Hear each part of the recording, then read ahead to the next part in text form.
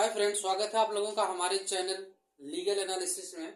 आज हम बात करने वाले हैं topic judicial confession and extra judicial confession. इनके बीच डिफरेंस क्या होता है। पहले हम बात कर लेते हैं कन्फेशन क्या होता है। जो कन्फेशन है, कन्फेशन आप कहते हैं कि जहां पे एक व्यक्ति अपने जो भी जिसके खिलाफ जो प्रोसीडिंग चल रही है, क्रिमिनल प्रोसीडिंग चल रही है, उससे रिलेटेड कोई भी अपराध जो इसके खिलाफ लगे उसको स्वीकार करता है। सीधी सी बात आप कर लीजिए कि जो आदमी अपने जुर्म को कबूल करता है, जिसके जो भी रिलेटेड फैक्ट उस केस में है, उससे संबंधित जो भी जुर्म उसके ऊपर लगे हैं उसको स्वीकार करता है, that is a confession. Confession में दो ये होता है कि जुडिशियल कन्फेशन, एक होता है एक्स्ट्रा जुडिशियल कन्फेशन। इनमें मेन डिफरेंस क्या होता है, चलिए आज हम उसकी बात कर लेते हैं। आप चाहिए तो आप इसको नोट्स करते जाइए। पहला जो डिफरेंस होता है इन दोनों के बीच, इसका जो प्रोविजन जुडिशियल कन्फेशन का मतलब जब कोई आदमी अपना स्टेटमेंट एडमिशन कन्फेशन, आप अगर एक ओवरव्यू बात कर लीजिए तो अगर हम बात करें, ये आपका स्क्वायर है, दैट इज अ स्टेटमेंट। इसके अंदर जो आपका स्क्वायर है दैट इज अ एडमिशन, इसके अंदर आप कर दीजिए तो that is a confession. all confessions, all admissions are confession but all confessions are not admission।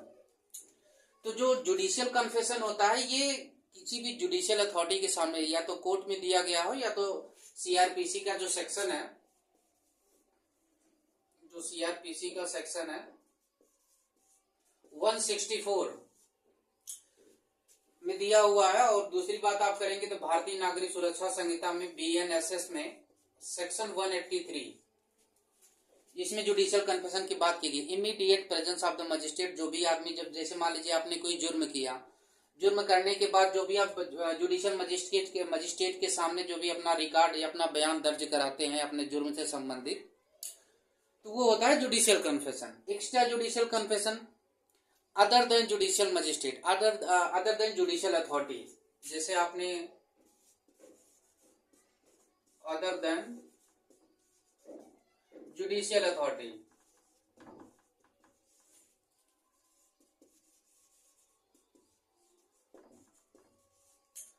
वो कन्फेशन जो आपने किसी मजिस्ट्रेट को नहीं दिया, ना ही आपने कोर्ट में दिया। जैसे मान लीजिए आपने कोई जुर्म किया, आप अपने फैमिली मेंबर के सामने ही आपने कन्फेस कर लिया, आपने अपने दोस्त के सामने कन्फेस कर लिया।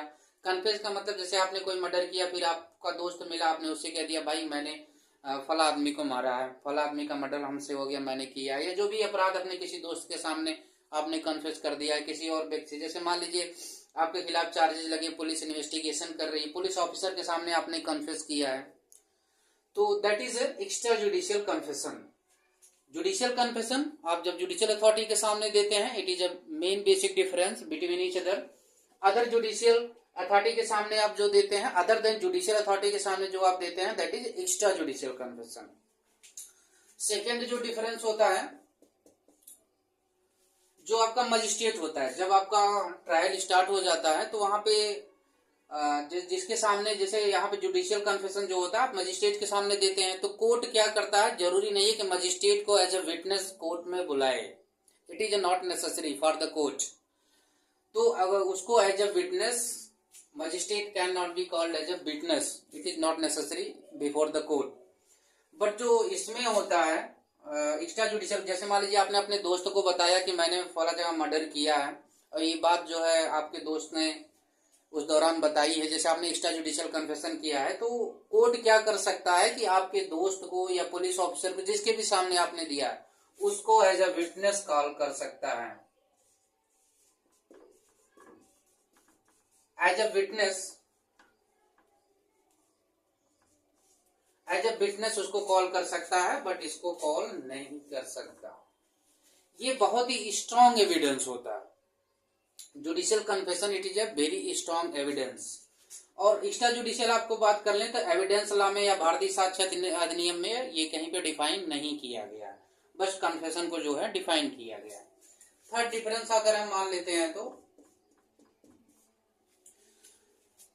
ये जो है जो जो जुडिशियल कन्फेशन होता है ये स्ट्रांग एविडेंस होता है, आप कह सकते हैं स्ट्रांग एविडेंस।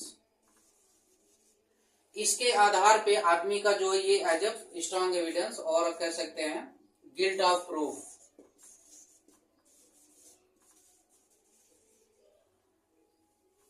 सॉरी,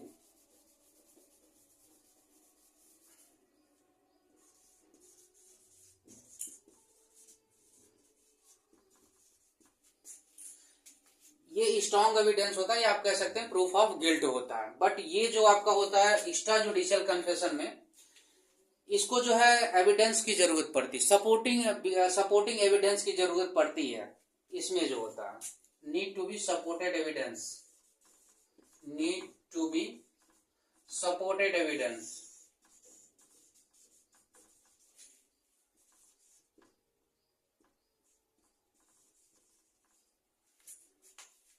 कोर्ट ये भी चेक करेगा कि क्या ये वॉलेंट्री है। जैसे स्ट्रांग एविडेंस तभी बनेगा, जैसे आप पढ़ेंगे सेक्शन 24 में एविडेंस एक्ट में, जो सेक्शन इस समय 22 में दिया है भारतीय साक्ष्य अधिनियम ने, वहां पे इंड्यूसमेंट, थ्रेट, प्रॉमिस, अगर ये सब उसमें नहीं है और वो ट्रू है, बिकॉज कोर्ट जो क्या करेगा सर्कमस्टेंसेस को देखेगा, ओवरऑल जो भी सर्कमस्टेंशियल एविडेंसेस हैं या जो भी मेडिकल रिपोर्ट वगैरह करे, सारी चीजों को देखते हुए कन्फेशन अगर उसको लगेगा कि ये ट्रू है, तो कोर्ट क्या कर सकता है, उसको पनिश कर सकता है, उसको कन्विक्ट कर सकता है अक्यूज्ड को। केवल कन्फेशन के आधार पे अगर कोर्ट को लगता है as a judicial confession, court क्या करता है अक्यूज्ड को पनिश कर सकता है, केवल कन्फेशन के आधार पे। जरूरी नहीं है कि वो किसी और एविडेंस की जरूरत हो, it is also strong evidence. But इसमें जो होता है एक्स्ट्रा जुडिशियल कन्फेशन में हमेशा कोर्ट को जो है सपोर्टिंग एविडेंस की जरूरत होती है। बिना सपोर्टिंग एविडेंस के जो कोर्ट जो है इसके आधार पे कन्विक्शन नहीं कर सकता। कोर्ट विल नॉट कन्विक्ट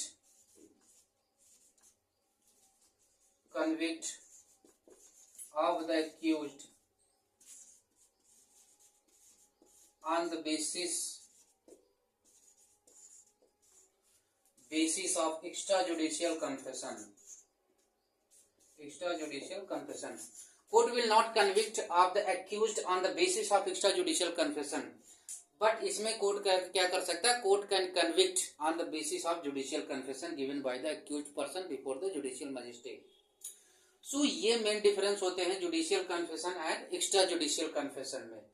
इसमें चाहे तो आप एक पॉइंट देखिए, इसमें लास्ट में आप क्या कर सकते हैं, जब वो कन्विक्ट हो जाता है जुडिशियल कन्फेशन में, अगर कोर्ट ने उसको कन्विक्ट कर दिया तो केस वहीं पे समाप्त, एंड ऑफ द केस।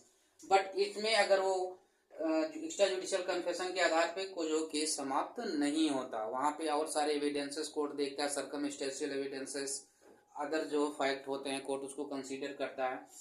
कहने का सीधा सा मतलब आप मान लीजिए कि जो जुडिशियल कन्फेशन होता है as a strong proof, court उसके आधार पे किसी भी व्यक्ति को पनिशमेंट दे सकता है, कन्विक्ट कर सकता है, और जरूरी नहीं है कि जिसके सामने मजिस्ट्रेट के सामने उसने कन्फेशन किया था उसको एज अ विटनेस कोर्ट में बुलाए।